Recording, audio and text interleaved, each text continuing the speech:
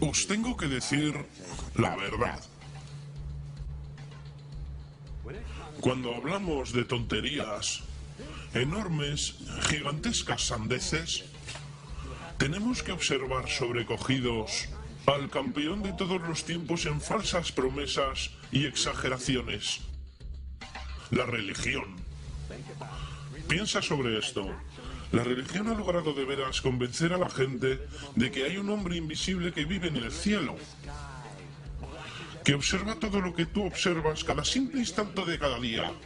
Y el hombre invisible tiene una lista especial de 10 cosas que no quiere que hagas.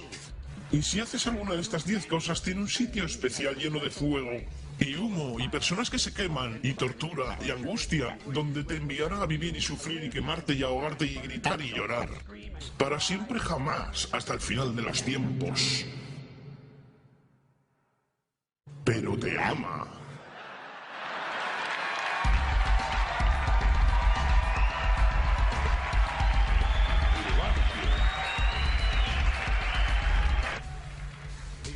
Te ama y necesita dinero. Siempre necesita dinero. Es omnipotente, perfecto, omnisciente y sabio, pero por alguna razón no sabe prescindir del dinero. Las instituciones religiosas reciben miles de millones de dólares, no pagan impuestos y siempre necesitan un poco más. Por si querías una historia falsa de las buenas, aquí la tienes. Mentira sagrada.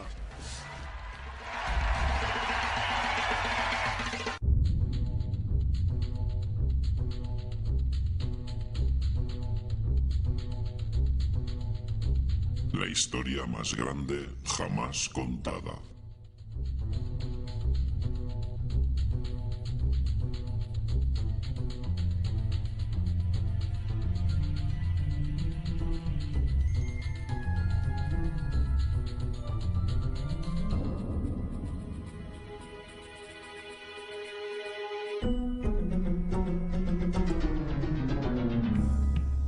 Este es el Sol.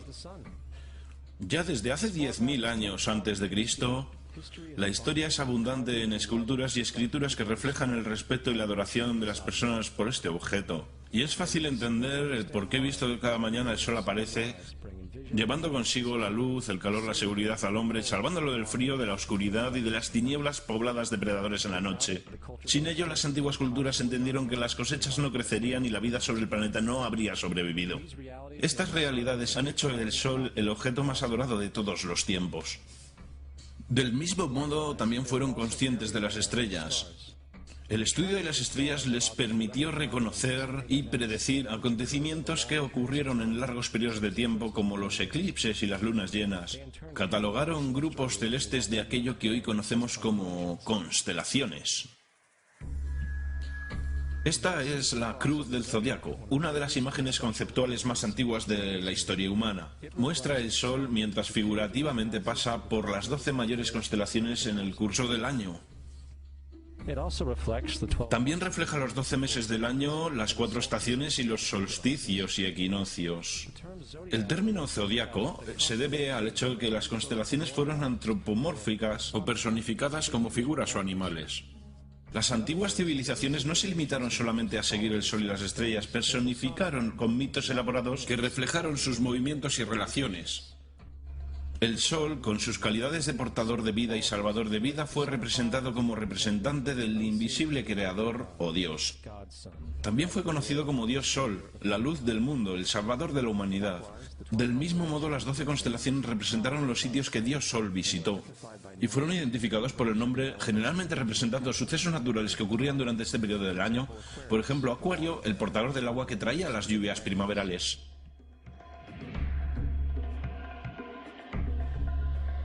Este es Horus, el dios del sol de Egipto de 3.000 años antes de Cristo. Es el sol antropomorfizado y su vida es una serie de alegorías mitológicas que tienen que ver con su movimiento en el cielo. Gracias a los antiguos jeroglíficos egipcios sabemos mucho sobre este mesías solar. Por ejemplo, Horus, siendo el sol o la luz, tuvo a un enemigo conocido como Set, y Set fue la personificación de la oscuridad o la noche. Y metafóricamente hablando, cada mañana Horus vencía la batalla contra Set. mientras que al atardecer Set vencía sobre Horus mandándolo al mundo subterráneo. Es importante notar que oscuridad contra luz o bueno contra lo malo siempre ha sido una de las dualidades mitológicas más conocidas y es expresada hoy día de muchos modos. Hablando en general, la historia de Horus es como sigue. Horus nació el 25 de diciembre de la Virgen Isis Meri. Su nacimiento fue acompañado por una estrella en el este, que a su vez 3 reyes siguieron para encontrar y adorar al nuevo Salvador. A la edad de 12 años fue un niño maestro, y a los 30 años fue bautizado por una figura conocida Anub y empezó así su ministerio. Horus tuvo 12 discípulos que viajaron con él. Hizo milagros como curar a los enfermos y caminar sobre el agua. Horus fue conocido por muchos hombres como la Verdad, Luz, el Sagrado Hijo de Dios, el Buen Pastor, el Cordero de Dios y muchos otros. Después de haber sido traicionado por Tifón, Horus fue crucificado, enterrado por 3 días y después resucitó. Estas cualidades originales de Horus al menos parecen permanecer en muchas culturas en el mundo, puesto que aparecen en muchas otras divinidades generalmente con la misma estructura mitológica. Atis de Frigia, nacido por la Virgen Nana el 25 de diciembre, crucificado y enterrado y después de 3 días resucitó. Krishna de la India, nacido de la Virgen de Baki con una estrella del este que señaló su llegada, hizo milagros con sus discípulos y a su muerte resucitó.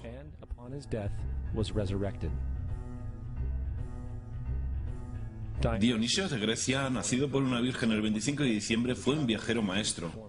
Él hizo milagros como transformar agua en vino, fue llamado Rey de los Reyes, el único Hijo de Dios, el Alfa y el Omega, y muchos otros, y a su muerte fue resucitado. Mitra de Persia, nacido por una virgen el 25 de diciembre, tuvo 12 discípulos e hizo milagros, y a su muerte fue enterrado 3 días y después resucitó. También fue llamado la Verdad, la Luz y muchos otros.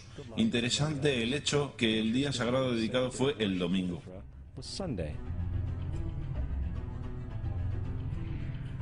La evidencia es que ha habido numerosos salvadores en diferentes periodos en todo el mundo que tienen las mismas características.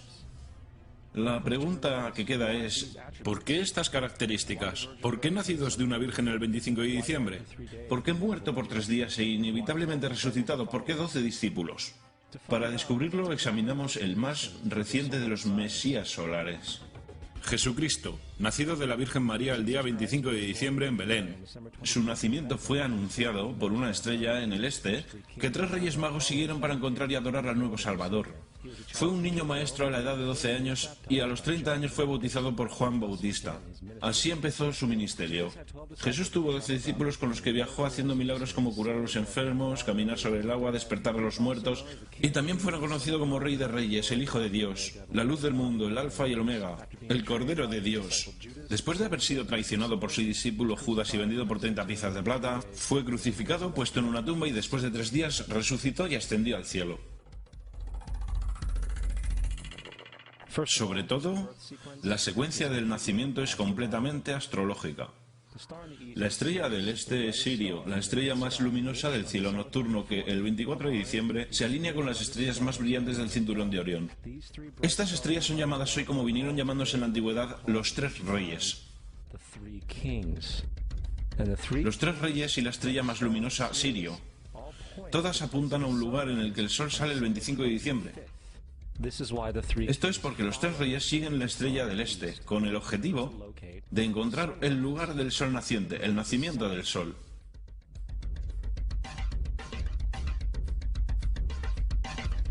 La Virgen María es la constelación Virgo. Virgo en latín significa virgen. El antiguo símbolo de Virgo es la M modificada. Esta es la razón por la que María, junto con las otras madres vírgenes como Mirra, la madre de Adonis, o Maya, la madre de Buda, empezaron con M. Virgo también es a veces llamado como la casa del pan, y la representación de Virgo es una virgen con un haz de trigo. Esta casa del pan y el símbolo del trigo representan agosto y septiembre, el tiempo de la recolección. Belén, además se traduce literalmente como casa del pan. Belén es por tanto una referencia a la constelación Virgo, un lugar en el cielo, no sobre la tierra. Hay otro fenómeno muy interesante que ocurre el día 25 de diciembre, el solsticio de invierno. Del solsticio veraniego al invernal los días se vuelven más cortos y fríos. Desde la perspectiva del hemisferio norte, el Sol parece moverse hacia el sur volviéndose cada vez más pequeño, acortándose los días y llegando al fin de las cosechas. Con su llegada, el solsticio invernal simbolizó el proceso de la muerte. Fue la muerte del Sol. Antes del 22 de diciembre, la muerte del Sol fue observada completamente, y puesto que el Sol se mueve hacia el sur continuamente por 6 meses, también es el día en que se encuentra el punto más bajo del cielo. Aquí ocurre una cosa extraña. El Sol deja de moverse hacia el sur, al menos por lo que se puede percibir, por 3 días. Durante estos 3 días de pausa, el Sol reside en las vecindades de la constelación conocida como Cruz del Sur. Después de este tiempo, el 25 de diciembre, el Sol se mueve 1 grado al norte, esta vez llevando consigo días más largos, el calor y la primavera. Por tanto, se dijo, el Sol ha muerto sobre la cruz. Ha quedado muerto por 3 días y después ha vuelto a nacer. Esta es la razón por la que Jesús y otros numerosos dioses del Sol comparten la crucifixión, la muerte por 3 días y el concepto de resurrección. Es el periodo de transición después de que el Sol cambia de dirección hacia el hemisferio norte del planeta, llevando la primavera y la salvación. En todo caso, no celebraron la resurrección del Sol sino hasta el equinoccio de primavera o Pascua. Esto es debido al hecho que en el equinoccio de primavera oficialmente el Sol derrota las fuerzas de las tinieblas y el día se vuelve por tanto más largo en duración que la noche, y las condiciones revitalizantes de la primavera emergen. Ahora, probablemente lo más obvio de todo el simbolismo astrológico alrededor de Jesús concierne a los 12 discípulos. Son sencillamente las 12 constelaciones del zodiaco, con lo que Jesús, siendo el Sol, viaja acompañado de ellas. En efecto, el número 12 es repetido muchas veces en toda la Biblia. Este libro tiene mucho más que ver con la astrología que con cualquier otra cosa. Volviendo a la cruz del zodiaco, la vida figurativa del Sol no fue solo una expresión artística o un instrumento para trazar los movimientos del Sol. También fue un símbolo espiritual pagano, cuya versión simplificada parecía esto. Este no es un símbolo cristiano. Es la adaptación pagana de la cruz del zodiaco.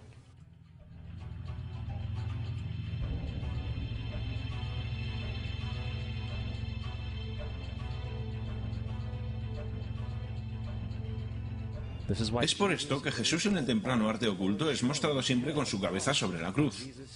Porque Jesús es el Sol, el Dios Sol, la luz del mundo, el Salvador levantado, quien voluntariamente viene otra vez, como cada mañana, la gloria de Dios que protege contra las obras de la oscuridad cuando es nacido otra vez, todas las mañanas, y puede ser visto venir en las nubes, en el cielo, con su corona de espinas o rayos de sol.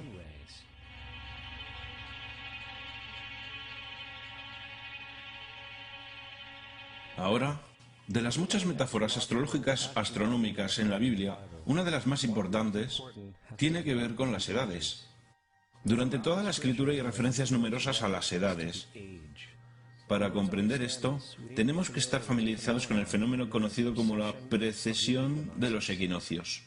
Los antiguos egipcios, junto con culturas mucho más antiguas que ellos, supieron que cada 2150 años el amanecer en la mañana del equinoccio de primavera ocurre en un signo diferente del zodiaco. Esto tiene que ver con un lento bamboleo que mantiene la Tierra al rotar sobre su eje. Es llamado precesión porque las constelaciones se van retrasando, en vez de atravesar el ciclo normal anual.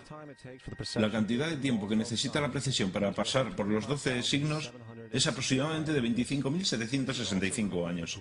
Esto también es llamado el Gran Año, y las sociedades antiguas eran muy conscientes de esto. Hicieron referencia a cada periodo de 2150 años como una edad. Del 4300 al 2150 a.C. fue la edad de Tauro. De 2150 a un año después de Cristo fue la edad de Aries, el carnero. Desde el año 1 al 2150 después de Cristo, la edad de Piscis, la edad en la que estamos todavía hasta día de hoy. En el 2150 entraremos en una nueva edad, la edad de Acuario. Ahora, la Biblia refleja, hablando en general, un movimiento simbólico a través de 3 edades, mientras anuncia una cuarta. En el Viejo Testamento, cuando Moisés desciende del monte Sinaí con 10 mandamientos, está muy contrariado por ver a sus gentes venerar un becerro de toro dorado. A decir verdad, hizo añicos las tablillas de piedra y ordenó a sus gentes que se mataran para purificarse. La mayoría de los eruditos bíblicos atribuirían esta cólera al hecho de que los israelitas estaban venerando a un ídolo falso, o algo por el estilo. La verdad es que el toro dorado es Tauro, y Moisés representa la nueva edad de Aries, el carnero. Esta es la razón por la cual los judíos incluso todavía hoy soplan el cuerno del carnero. Moisés representa la nueva edad de Aries, y en esta nueva edad todos deben liberarse de la vieja edad. Las otras deidades marcan estas transiciones igualmente, como Mitra, un dios precristiano que mata el toro con la misma simbología. Ahora Jesús es la figura que conduce a la edad que sigue a Aries, la edad de Piscis, o los 2 peces. El simbolismo de pez es muy abundante en el Nuevo Testamento, cuando Jesús alimenta a 5.000 personas con pan y 2 peces. Cuando empieza su ministerio caminando a lo largo de Galilea, se hace amigo de 2 pescadores que lo siguen. Creo que todos hemos visto el pez Jesús en la parte trasera de los coches de mucha gente, aunque pocos saben lo que significa realmente.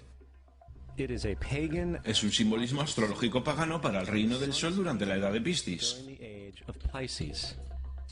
También, la presunta fecha de nacimiento de Jesús es esencialmente el principio de esta edad.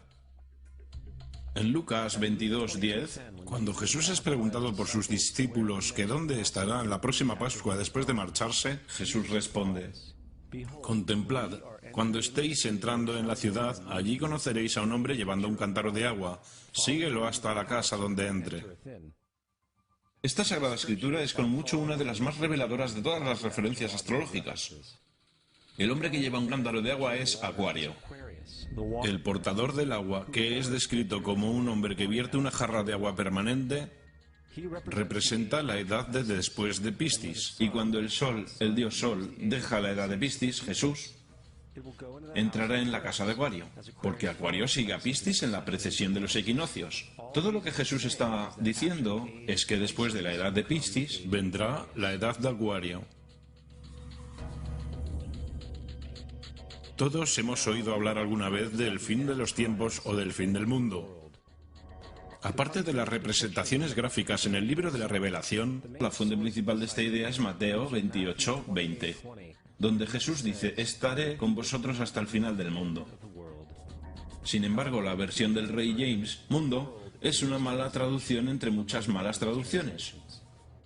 La palabra que realmente está utilizando es eón, que significa edad.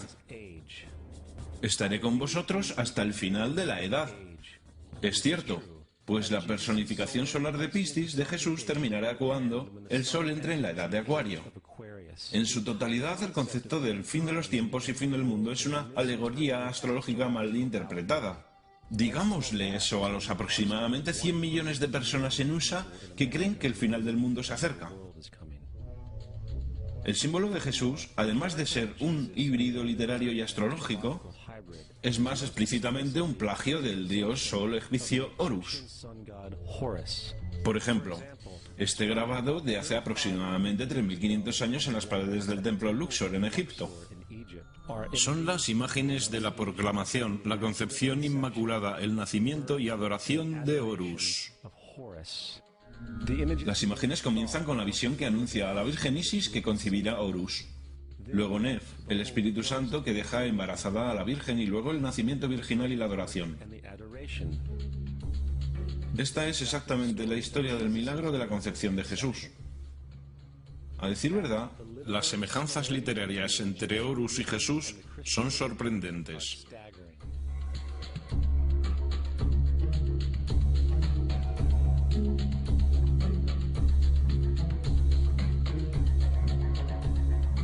El plagio es continuo. La historia de Noé y el arca de Noé son tomadas directamente de la tradición.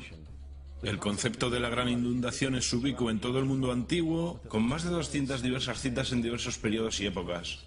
Sin embargo, llegamos a fuentes tan lejanas como la epopeya de Gilgamesh, de origen precristiano, escrito en 2600 a.C. Esta historia habla de una gran inundación ordenada por Dios, un arca de animales salvados sobre él, e incluso el lanzamiento y el regreso de la paloma. Todo esto en común con la historia bíblica, entre muchas otras semejanzas. Y luego hay una historia plagiada de Moisés. Sobre el nacimiento de Moisés se dice que fue puesto en una canasta y dejado a la deriva en un río para evitar el infanticidio. Después fue rescatado por una hija de la realeza y criado por ella como un príncipe. Esta historia del bebé en la canasta fue sacada directamente del mito de Sargón de Acadia alrededor de 2250 a.C. Cuando nació Sargón fue puesto en una canasta para evitar el infanticidio y dejado a la deriva en un río. Fue rescatado y criado por Aquí, una reina matrona. Además, Moisés es conocido como el dador de ley, el dador de 10 mandamientos, la ley mosaica. Sin embargo, la idea de una ley que fue dada por Dios a un profeta sobre una montaña es también muy vieja. Moisés es solo un dador de ley en una larga línea de dadores de ley en una historia mitológica. En India, Mao fue el gran dador de ley. En Creta, Minos subió al monte Dicta, donde Zeus le dio las leyes sagradas. Mientras en Egipto estaba Mises, quien llevó tablas de piedra donde las leyes de Dios fueron escritas. Manu, Minos, Mises, Moisés.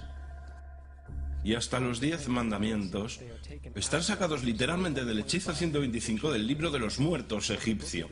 En lo que en el libro de los muertos se leía: no he robado, se convirtió en no robarás; no he matado, se convirtió en no matarás; no he dicho las mentiras, se convirtió en no mentirás, etc. A decir verdad, la religión egipcia es la base fundamental de los principios de la teología judeocristiana. Bautismo, vida después de la muerte, sentencia definitiva, el alumbramiento virginal y la resurrección, la crucifixión, el arca de la alianza, la circuncisión, los salvadores, la sagrada comunión, la gran inundación, la Pascua, la Navidad, la Pascua de los judíos y mucho más, son todo atributos de ideas egipcias. Preceden al cristianismo y al judaísmo en mucho tiempo. San Justino, uno de los primeros historiadores y defensores del cristianismo, escribió: cuando decimos que Jesucristo, nuestro Maestro, fue concebido sin una unión sexual, fue crucificado, murió, resucitó y ascendió a los cielos, no proponemos nada diferente a lo que creen los llamados hijos de Júpiter. En un escrito diferente, San Justino dijo: nacido de una virgen, acepte esto en común con lo que usted cree de Perseo. Es obvio que Justino y los primeros cristianos sabían lo similar que era el cristianismo de las religiones paganas. Sin embargo, Justino tenía una solución. En lo que a él se refería, el diablo lo hizo. El diablo tenía la previsión de anteponerse a Cristo y creó estas características en el mundo pagano. Cristianismo fundamentalista, fascinante. Estas personas creen que el mundo tiene en realidad 12.000 años. Yo le pregunté a uno de estos tipos: de acuerdo, fósiles de dinosaurio. Y dijo: ¿fósiles de dinosaurio? Dios los puso ahí para probar nuestra fe.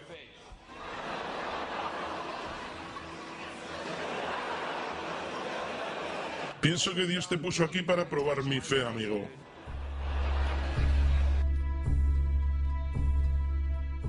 La Biblia no es nada más que un híbrido literario astroteológico, igual que todos los mitos religiosos antes que ella. A decir verdad, el aspecto de transferencia, desde las cualidades de un personaje a un nuevo personaje, se pueden encontrar en el mismo libro. En el Viejo Testamento está la historia de José. José era un prototipo para Jesús. José nació en un parto milagroso. Jesús nació en un parto milagroso. José tenía 12 hermanos. Jesús tenía 12 discípulos. José fue vendido por 20 piezas de plata. Jesús fue vendido por 30 piezas de plata. Hermano Judas sugiere la venta de José. Discípulo Judas sugiere la venta de Jesús. José empezó su trabajo a los 30 años. Jesús empezó su trabajo a los 30 años. Los paralelismos siguen sin parar. Además, ¿hay alguna evidencia histórica no bíblica de alguna persona viviendo con el nombre de Jesús? El hijo de María que viajó con 12 seguidores, sanando a las personas y cosas por el estilo. Hay numerosos historiadores que vivieron alrededor del Mediterráneo, tanto durante como después de la presunta vida de Jesús. ¿Cuántos de estos historiadores documentan esta figura? Ni uno. Sin embargo, esto no quiere decir que los defensores del Jesús histórico no hayan reclamado lo contrario. 4 historiadores son mencionados típicamente para justificar la existencia de Jesús. Pilinio el Joven, Suetonio y Tácito son los primeros 3. Sus notas constan de algunas frases que en el mejor de los casos solamente hacen referencia a los Cristos o al Cristo, que a decir verdad no es un nombre sino un título. Significa el ungido. El cuarto origen es Josefo y esta fuente ha sido demostrada como una falsificación durante cientos de años. Desgraciadamente, todavía es citado como verdad. Uno pensaría que un tipo que resucitó de entre los muertos y ascendió al cielo para que todos los ojos lo vieran, que llevó a cabo la profusión de los milagros que se le atribuyen, habría logrado entrar en el registro histórico.